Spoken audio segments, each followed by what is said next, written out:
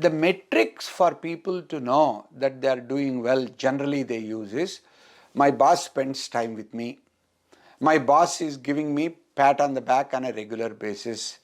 And any job that he gives me, he spends a lot of time and makes sure that I do it well. That is one way in which you can assess yourself. What I learned is there are other ways and other metrics that are actually even more powerful to know that you are doing well. What are those? I have a friend whose boss gives her a job and doesn't talk to her. He does not give details. He does not sit down and work through the plan. He does not ask her what are the goals before you present it to the board. You show me the presentation, you walk through that with me, let us rehearse. He doesn't do any of that stuff. He gives her the job, tells her what needs to be done, says, okay, you have to present it to my boss's team next week. This lady goes through hell. I don't have any feedback. My boss doesn't spend time with me. I don't know whether my presentation is good or not. I don't know how it will go. I don't have enough input to make some of that stuff. What Indic wisdom says is, there are two ways to assess yourself and have a right metric. One is based on your past experience. When your boss has given you a task to make presentation to the board or to his boss or something else, how successful were you? When I asked that question, she said, no, I got very good feedback. Not only from my boss, but also from my boss's boss. My boss's boss directly calls me and gives me feedback and actually gives me job. Then I asked, does your immediate manager object to his boss giving you direct work? No. He says, go do it. Okay. Second, has he been ever disappointed in your presentation that you made before his bosses or anybody? No. I think he feels that I make a good presentation and I represent him well.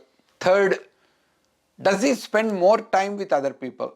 Yeah, all my colleagues, he spends a lot of time. He doesn't spend any time with me.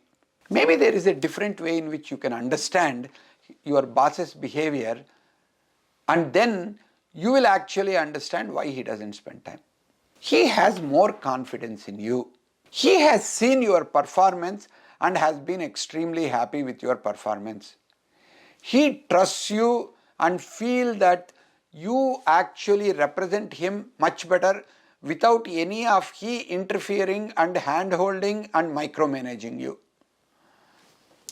That's very good for you, isn't it? But for you to take this as very good, you need to have enough self-confidence. If you do not have enough self-confidence, if you are not actually able to look at your past and assess how they assess you, you do not develop what you call a witness consciousness based on results, based on past performance, then you will always be dependent on your boss telling you you are good. What I would say is, you are addicted to he or she telling you you are good and patting on your back rather than you are truly performing extraordinarily well and growing very rapidly. You need to watch out, because you needing that much of feedback could be considered to be insecure behavior. So my request to you is, trust yourself. Base your decisions on not only external data but also your internal self-confidence.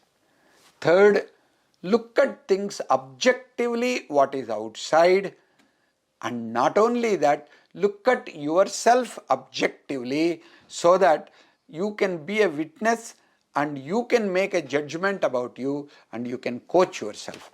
If you can learn to coach yourself and you can make a self-correction, you can go very high, very far and very quickly.